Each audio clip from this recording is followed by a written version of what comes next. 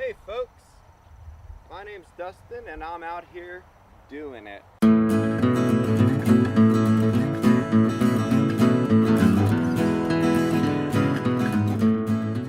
And today what we're going to discuss is a quilt sleep system and some other pieces of gear that are involved.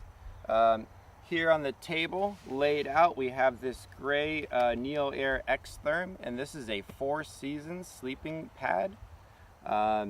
Set up, we have 2 cords that are tied up underneath, and they're a very simple loop knot, and really any knot that's easy to untie will do.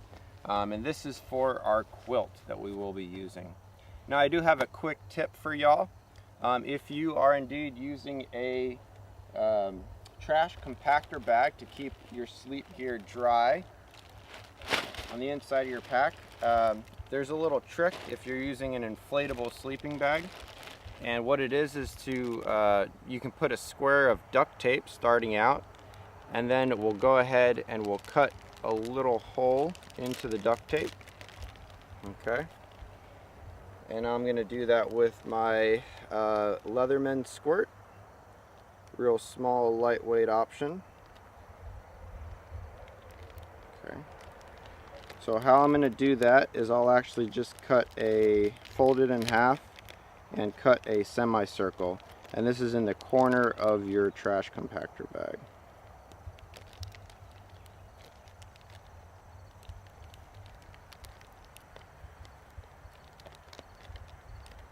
Alright.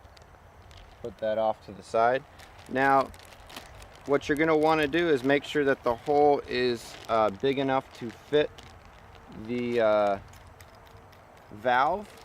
However, just a little bit smaller than the valve is going to work just fine, because you want to keep a nice seal. And this one is not quite as big as I'd like it to be. Just kind of trim it up there.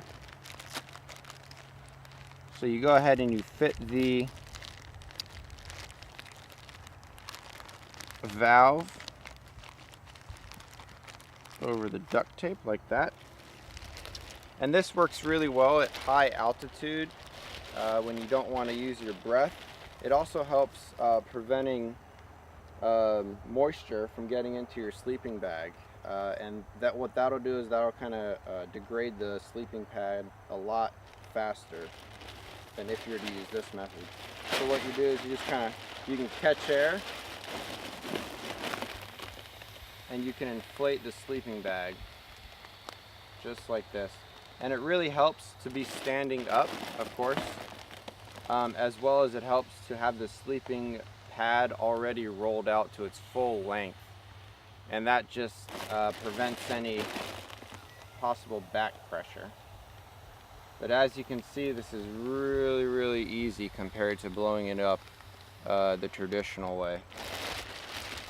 And meanwhile, it's not really taking up any more weight, because you can use it for your sleep gear, to keep your sleep gear dry.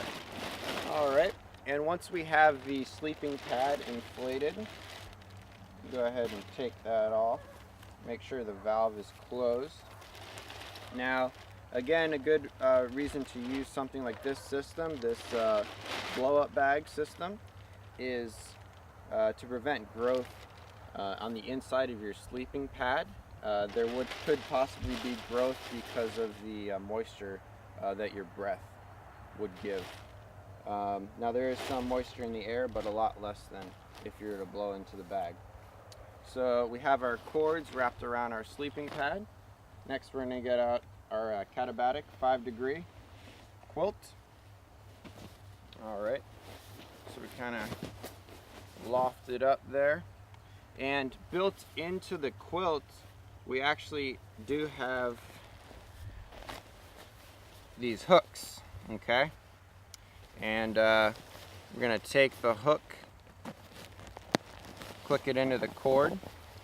And the whole purpose of these hooks is to prevent the sleeping or quilt from moving around, okay? Because it is absent of a bottom on the upper region, and the reason they do that is One, to reduce weight, and two, because the insulation underneath you, when you're dealing with a down quilt or down sleeping bag, doesn't really help because it's compressed, and only when the down has loft will it insulate you.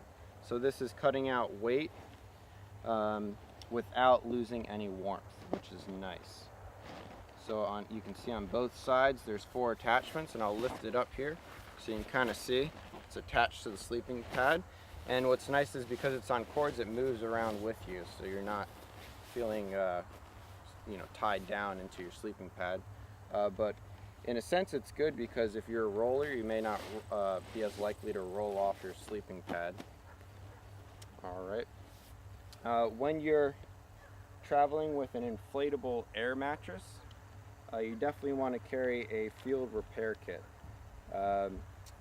It should already come with it, and instructions, so carry the instructions as well as the materials to do the repair. Alright. And I'd like to thank you folks for watching. My name is Dustin, and I'm out here doing it.